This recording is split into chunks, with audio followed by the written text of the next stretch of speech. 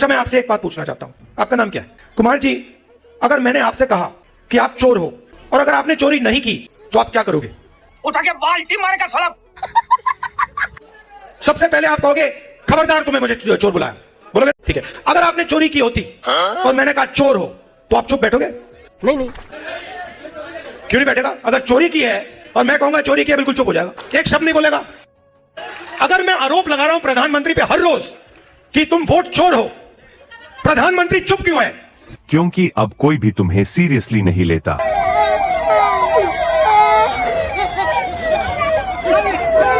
जीते हैं 202, double century, हजम नहीं हो रहा, हजम नहीं हो रहा।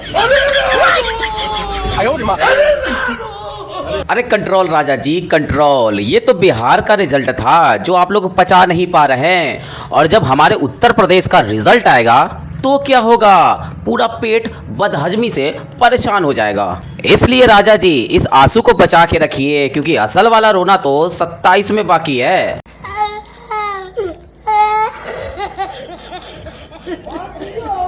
तेजस्वी यादव इतना क्रेडिट नीचे गिरा लिए है जो इतना क्रेडिट नीचे चले जाएंगे। ऐसा ये चुनाव आयोग ने किया है, और हम अपने महागठबंधन के प्रत्याशी को जिसको सर्टिफिकेट मिलेगा वो चुनाव आयोग को वापस करे और रोड पर उतरे और तेजस्वी यादव को हाथों को मजबूत करे और फिर नेपाल याद दिला देंगे। या तो हमको जेल होगा, उसके लिए हम तैयार हैं। जी जी, 1-2 महीना पहले जो नेपाल हुआ था ना, वो नेपाल याद दिला देंगे। अरे ओ सर्टिफिकेट वाले हमारे चमचे, फिर बिहार पुलिस तेरे को तेरा बचपना याद दिला देगी, जैसे तू बचपन में अपना पिछवाड़ा नहीं साफ कर पाता था।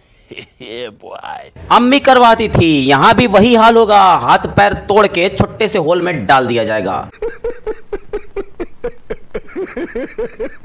चाल ढाल बदल जाएगा, पड़ोस वाले अब्बू भी काम में नहीं आने वाले।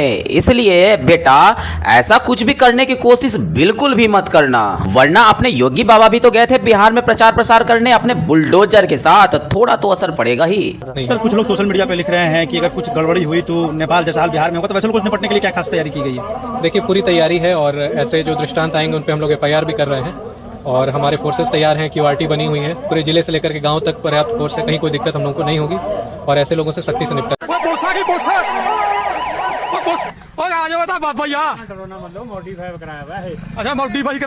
बिहार के इस 10,000 चुनाव ने साबित कर दिया है कि बिहार के लोगों को बिहार के विकास और रोजगार जैसी बेकार और अप्रासंगिक चीजों में कोई रुचि नहीं है। उन्हें तो बस मनोरंजन चाहिए। एक ऐसा नेता चाहिए जो कट्टा और गमछे की बात करे, उनके बिहारी पने को समझे और उनकी मजदूरों वाली पहचान को संरक्षित करे। अब रो मत हमारी रसीली भौजी, क्योंकि जितना दर्द तेरे पिछवाड़े ने सहा है उतना दर्द तो हारने वाले विधायक को भी नहीं हुआ होगा। तेरे पास कोई लॉजिक नहीं था और तूने सीधे हमारे बिहार के भाई बहनों पर ऐसा ठीकरा फोड़ दिया कि पैसे लेकर वोट कर दिए। इतना निर्लज और इतनी घटिया बात तुम्हें बिहार के लोगों के बारे में नहीं करनी चाहिए थी, क्योंकि वो पटक के पेलने में भी बहुत माहिर हैं। और हमारे बिहार के लोग मनोरंजन के लिए कभी नेता नहीं चुनते हैं, वो नचनिया को नचनिया के ही नजर से देखते हैं।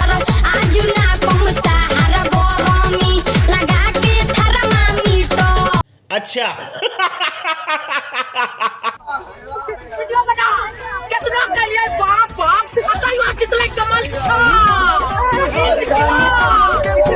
बिहार के लोगों ने बिल्कुल गर्दा उड़ा दिया, और इस गर्दे में पर्दे के पीछे जो लोग बैठे थे उनका भी पर्दा फट गया। आइए अब आपको टॉप लेवल की बंदरिया से नचनिया से मिलवाते हैं। जय भीम, जय बिरसा, जय मंडल, सतरंगी सलाम। शुक्रिया उन सभी लोगों का जो हमारे साथ समर्थन में खड़े हैं, और अलग से शुक्रिया उन लोगों का जो लगातार ट्रोलिंग कर रहे हैं। कभी भीमटी बोल रहे हैं, कभी नीलचट्टी बोल रहे हैं, कभी ताड़का, कभी सूर्पनखा। पता है आपको, जब आप मुझे भीमटी बोलते हैं मजबूत महसूस होता है, क्योंकि भीम का नाम गूंज रहा होता है। जब आप नीलचट्टी बोलते हैं मुझे वो नीला रंग याद आता है जो 5000 सालों से हमारे शरीर पर आपने बरपाया है, तो मजबूती महसूस होती है। आप 3 महिलाओं को टारगेट कर रहे हैं, मुझे कर रहे हैं, कंचना यादव जी को कर रहे हैं, सारिका पासवान जी को कर रहे हैं। ये वो 3 बहुजन मजबूत सशक्त महिलाएं हैं जिनको हमारी पार्टी ने आवाज बना। बिल्कुल मेरी बंदरिया, बिल्कुल। खिसियानी बिल्ली खंबा ही नोचती है, लेकिन खिसियानी बंदरिया केवल सहलाने का काम करती है, लेकिन फिर भी खड़ा नहीं कर पाती। घंटा बाकी बंदरिया हमने कब तुमको भीमटी नील चड्ढी कहा? कभी नहीं कहा, ये अच्छी बात नहीं है। हम तो तेरे को नीलांड बंदरिया बोलते हैं, ये तो अच्छा लगा था ना। हंस क्यों रही है? यहाँ भी आ सकते हैं। नहीं, मुझे बस सोच के ही हंसी आ रहा है। हम बस एक ही बात बोलेंगे, सोचिएगा भी मत। जो उधर कर लिए इधर करने का सोचिए। यही नीचता और इसी बकलोल गिरी ने पार्टी का पोपट कर दिया। इन लोगों को लगता है कि हम यदि जनता का मनोरंजन करेंगे तो जनता जो है हंसते हंसते हमको वोट कर देगी, लेकिन भूल जाते हैं कि यही उंगली कहीं और भी डाली जा सकती है। तू मनोरंजन का मटेरियल है, और मनोरंजन मैंने पहले बताया ना कि बिहार के लोग मनोरंजन के लिए नेता नहीं चुनते, क्योंकि मनोरंजन का मटेरियल तो सिर्फ मजे लेने के लिए होता। खेसारी मियां, तेरे पास उदाहरण है ना? नहीं। तो आपको पहले बोले कि राहुल गांधी जी आज देश के एक बदलाव के एक आइकॉन हो गए हैं। लगातार उनका संघर्ष, उनकी बेबाकीपन, उनकी सच्चाई, उनका लड़ना बहुत इंपॉर्टेंट हो गया है। कांग्रेस में भी बहुत लोग हैं, हाँ, जिनको विश्वास है कि बैल एक दिन दूध देगा, और उसी बैल का दूध पीकर ये वाला पप्पू पेलू पहलवानी करेगा, क्योंकि पैसे तो इसके पास बचे ही नहीं होंगे। अच्छा, क्योंकि पैसे तो इसने भूरी काकी रसीली भौजी पर प्यार में उड़ा दिया होगा।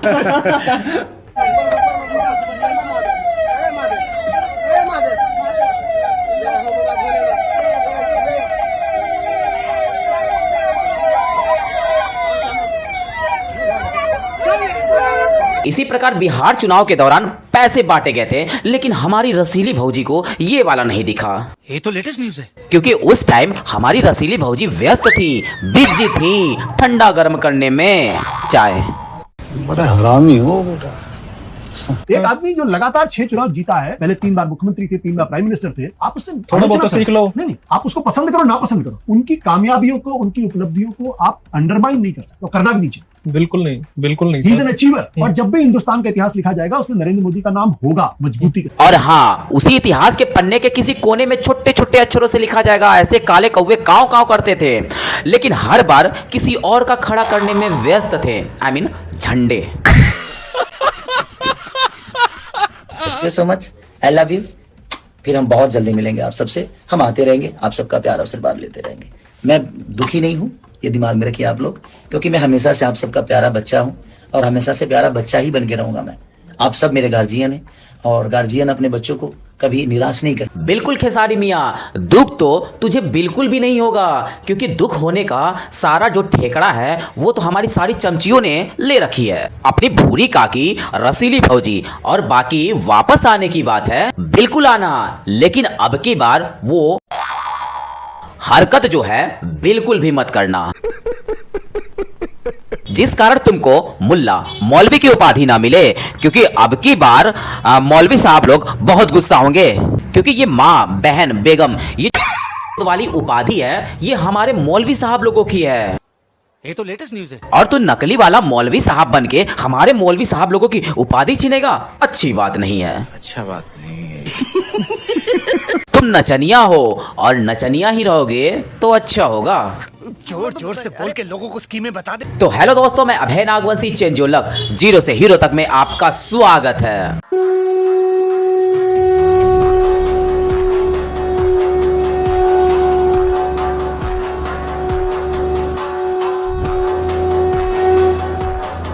देखिए, ऐसा है कि जन स्वराज को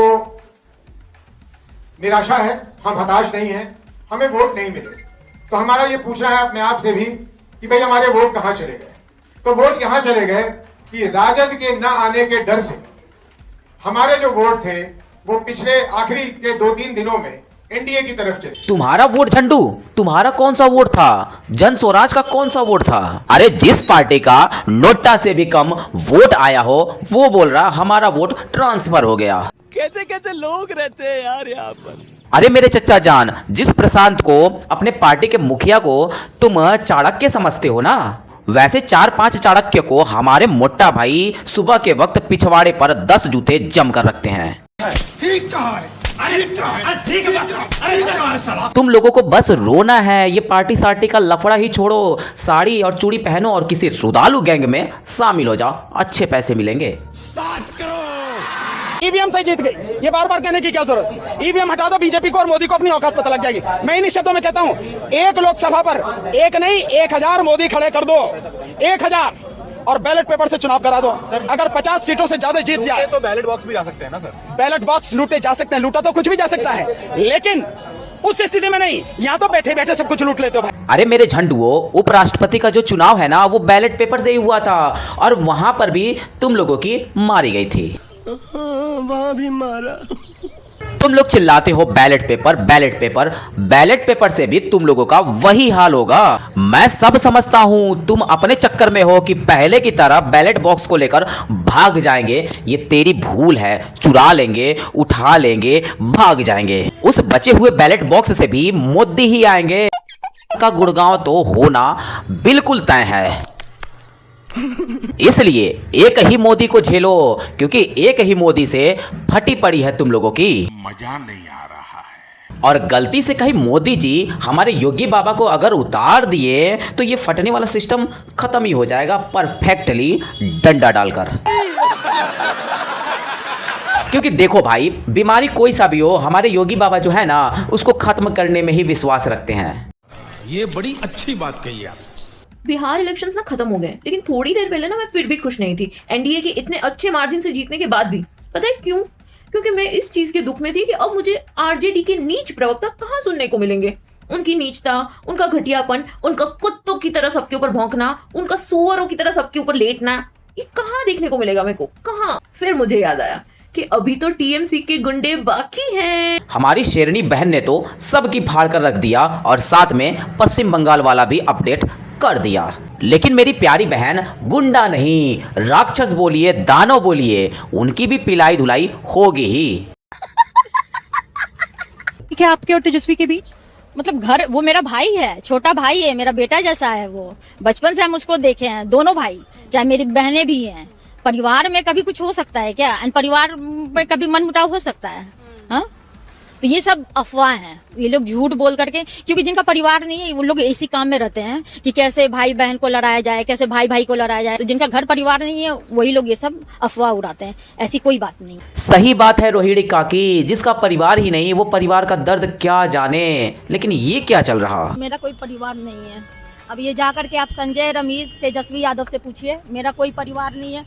वही लोग निकाला है हमको परिवार से, क्योंकि रिस्पॉन्सिबिलिटी लेना नहीं है उनको। पूरा दुनिया बोल रहा है जो चाणक्य बनेगा, तो चाणक्य से आप सवाल पूछिएगा। जब कार्यकर्ता चाणक्य से सवाल कर रहा है, पूरा देश दुनिया सवाल कर रहा है कि पार्टी का ये ऐसा हाल क्यों हुआ। अब जब संजय और रमेश इन लोग का नाम लीजिए तो आपको घर से निकाल दिया जाएगा, आपको बदनाम किया जाएगा, आपको गाली दिलवाया जाएगा, आपके ऊपर चप्पल उठा करके मारा जाएगा। नहीं नहीं नहीं नहीं नहीं, अपना चप्पल वाला भाई तो ठीक किया था, क्योंकि सभी कर्मों का जो फल है वो यहीं पर मिलता है। वो दिन तुमको भी याद होगा जिस दिन तेज प्रताप की बीबी को तुम लोगों ने, तुम्हारे घर वालों ने उसका बाल पकड़कर घर से बाहर निकाल दिया था। याद है ना? वो भी महिला थी और आज तुमको निकाला गया। कुछ फल तो कानून देता है जो यहाँ देता है, लेकिन जो असली वाला फल है वो हमारे ऊपर वाले देते हैं और बढ़िया से लेकर देते हैं। खत्म, गया। दोस्तों तो कैसी लगी आज की वीडियो और आप लोग इस चैनल पर कहां से जुड़े हैं हमें कमेंट बॉक्स में रिप्लाई करना बिल्कुल भी ना भूलें। वीडियो अंत तक देखा तो उम्मीद करता हूं कि पसंद तो जरूर आई होगी, इसलिए लाइक करें और अपने दोस्तों के साथ शेयर करना बिल्कुल भी ना भूलें। तो मिलते हैं आने वाले नए वीडियो के साथ, तब तक के लिए जय हिंद, जय भारत, वंदे मातरम।